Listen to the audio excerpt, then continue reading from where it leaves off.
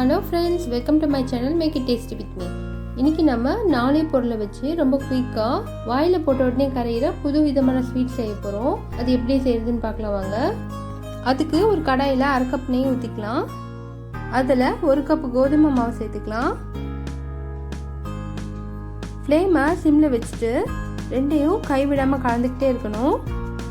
கோதுமை மாவோட பச்சை வாசனை போய் நல்ல ஃப்ளேவர் வரணும். அது வரைக்கும் நம்ம கலந்து விட்டுக்கிட்டே இருக்கணும்.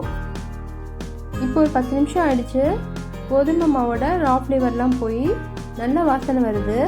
இது லைட்டாக கலர் சேஞ்ச் ஆகிற வரைக்கும் நம்ம கலந்து விட்டுக்கணும். பர்ன் ஆகாமல் பார்த்துக்கணும். இது ரொம்ப குயிக்காக செய்யக்கூடிய ஸ்வீட்டு. கோதுமை மாவு மட்டும்தான் நம்ம ரொம்ப நேரம் ஃப்ரை பண்ணுற மாதிரி இருக்கும். கோதுமை மாவு நம்ம ஃப்ரை பண்ணி எடுத்துட்டோன்னா டக்குன்னு இந்த ஸ்வீட்டோட வேலை முடிஞ்சிடும். இப்போது லைட்டாக கலர் சேஞ்ச் ஆக ஆரம்பிச்சிருக்கு.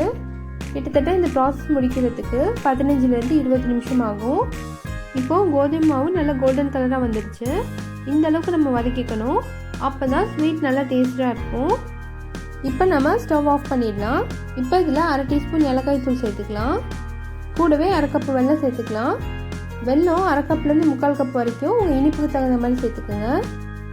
வெல்லம் சேர்த்ததுக்கப்புறம் ரொம்ப நேரம் கலக்கக்கூடாது. அந்த ஹீட்லேயே வெல்லம் கரைஞ்சி ஒன்றா வரும். உடனே இதை நம்ம நெய் தடவின ஒரு பிளேட்டில் எடுத்து கொட்டிடணும். இப்போ இதை ஒரே மாதிரி லெவல் பண்ணி விட்டுக்கலாம். நல்லா அழுத்தம் கொடுத்து ஈவனாக ஒரே மாதிரி லெவல் பண்ணி விட்டுக்கலாம். அப்போ தான் நல்லா செட் ஆகும்.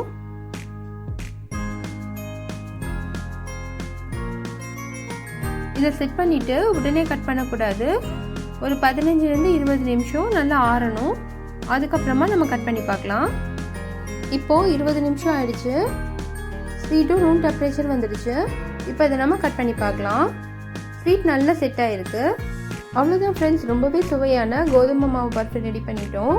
இதை நீங்கள் கண்டிப்பாக ட்ரை பண்ணி பாருங்கள். இந்த வீடியோ உங்களுக்கு பிடிச்சிருந்ததுன்னா மறக்காமல் லைக் பண்ணுங்கள், கமெண்ட் பண்ணுங்கள், உங்கள் ஃப்ரெண்ட்ஸ் அண்ட் ஃபேமிலிக்கும் ஷேர் பண்ணுங்கள்.